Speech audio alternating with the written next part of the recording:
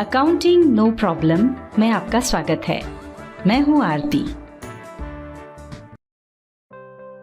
Tally prime की इस video series के आज के अध्याय में हम आपको बताएंगे कि टैली प्राइम में डे बुक क्या है तथा डे बुक और उसके अन्य ऑप्शंस कैसे उपयोग करते हैं।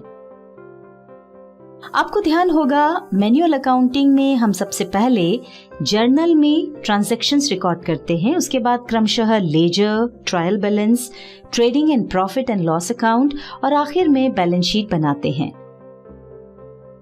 जबकि टैली में हमें सिर्फ लेजर, स्टॉक ग्रुप और स्टॉक आइटम्स बनाकर वाउचर्स के माध्यम से ट्रांजैक्शन रिकॉर्ड करना होते हैं और बाकी ये सभी काम टैली स्वयं ही हमें करके दे देता है।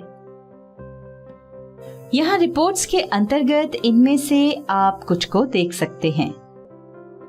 इनके साथ ही टैली हमें व्यवसाय या व्यापार को सुचारू रूप से चलाने के लिए अन्य कई रिपोर्ट्स भी प्रदान करता है, जिन्हें हम डिस्प्ले मोर रिपोर्ट्स की सहायता से देख सकते हैं। इन्हीं रिपोर्ट में से एक बहुत ही महत्वपूर्ण रिपोर्ट है डे बुक, जिसके बारे में आज हम बताने जा रहे हैं। जैसा कि आप सभी जानते हैं, रिपोर्ट से आशय होता है किसी विवरण से। हमने आपको बताया था कि मैनुअल अकाउंटिंग में जो एंट्रीज जर्नल में की जाती हैं, टैली ने उसे सरल बनाते हुए एंट्रीज करने यानी ट्रांजैक्शंस रिकॉर्ड करने के हमें जर्नल के स्थान पर 8 अलग अलग स्टैंडर्ड अकाउंटिंग वाउचर्स दिए हैं। हम इन सभी पर काम करना सीख चुके हैं।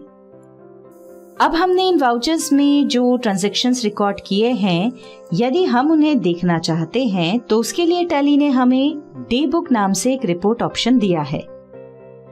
इसमें हम डे टू डे जो एंट्रीज करते हैं उन्हें बहुत ही आसानी से देख सकते हैं।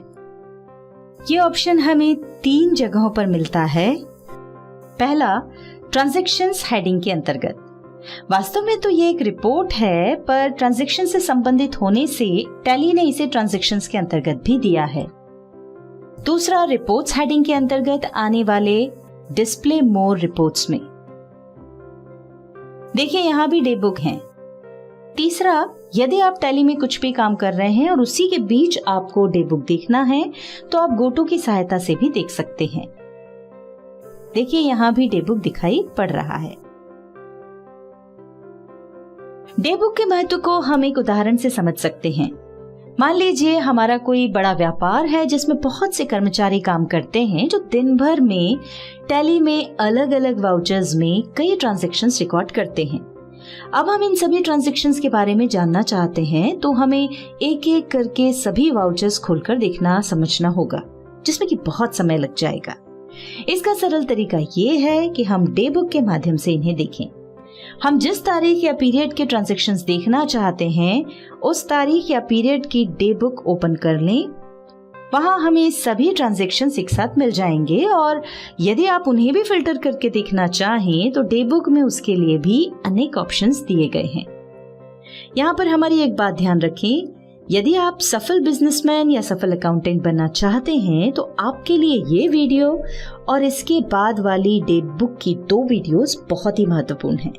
इन्हें ध्यान से देखें और जिस तरह से बताया जा रहा है उस तरह से प्रैक्टिस जरूर करें। डे बुक देखने के लिए हम गेटवे ऑफ टैली पर इसकी शॉर्टकट की के प्रेस कर रहे हैं। ये देखिए, डे बुक ओपन हो गई है। यहाँ हम आपको बता दें कि हम आखिरी ट्रांजैक्शन जिस तारीख में रिकॉर्ड करते हैं, बाय डिफॉल्ट उसी तारीख की डे बुक ओपन होती है। सरल शब्दों में ये कहा जा सकता है कि गेटवे ऑफ टैली पर करंट डेट में जो भी डेट होगी, यहाँ डे बुक में उसी तारीख के ट्रांजैक्शंस दिखाई देंगे। यदि आप किसी निश्चित तारीख के सभी वाउचर्स देखना चाहते हैं तो F2 की प्रेस करें। अब तारीख टाइप करें। हम यहाँ पर 31 जुलाई ले रहे हैं। ये देखिए, हमारे द्वारा सिलेक्ट की गई तारीख के सभी वाउचर्स दिखाई पड़ रहे हैं। यदि आप किसी निश्चित अवधि के सभी वाउचर्स देखना चाहते हैं तो ऑल्टर के साथ F2 की प्रेस करें। अब आप जिस पीरियड के वाउचर्स देखना चाहते हैं वो पीरियड सिलेक्ट करें। हम 1 मई से 1 जुलाई का पीरियड ले रहे हैं।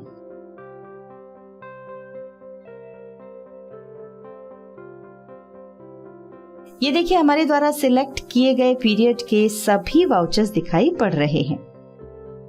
यदि आप वर्ष के आरंभ होने यानी 1 अप्रैल से जिस आखिरी तारीख तक आपने ट्रांजैक्शंस रिकॉर्ड किए हैं वो सभी वाउचर्स देखना चाहते हैं तो ऑल्टर और F2 की को प्रेस करें। यहाँ फ्रॉम में स्पेस बार प्रेस करें और फिर एंटर प्रेस करें। ये देखिए डेट चली गई है। और इसी तरह 2 में भी स्पेस बार प्रेस करके एंटर प्रेस करें। एंटर प्रेस करते ही हमने अपनी कंपनी में जितने भी वाउचर्स बनाए हैं वो सभी दिखाई पड़ रहे हैं। आगे बढ़ने से पहले ऊपर वो तारीख या पीरियड सही हो ऐसा चेक कर लें। यहाँ पर डे बुक में आप जो वाउचर्स देख रहे हैं उनमें जो भी ट्रांजैक्शंस हुए हैं उनसे प्रभावित होने वाले दोनों लेजर्स में से एक लेजर ही दिखाई पड़ रहा है। यदि आप प्रभावित होने वाले दोनों लेजर्स देखना चाहते हैं तो ऑल्टर और F5 कीज को प्रेस करें। ये देखिए दोनों लेजर्स दिखाई पड़ रहे हैं।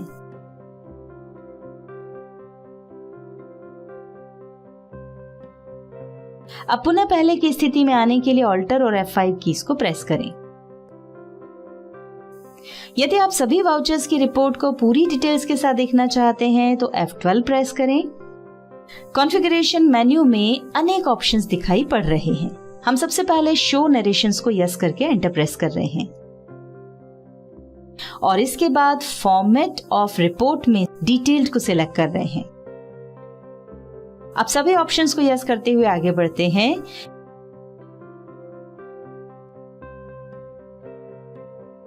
जैसे ही हम डिस्प्ले नेम फॉर लेजर्स पर आते हैं इनके सब ऑप्शंस दिखाई पड़ने लगते हैं।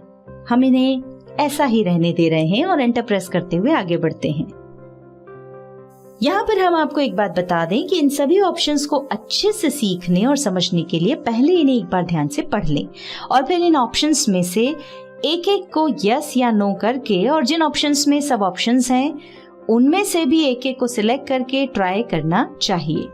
ऐसा करने से आपको ये ज्ञात होगा कि कौन से ऑप्शन का रिपोर्ट पर क्या प्रभाव पड़ता है।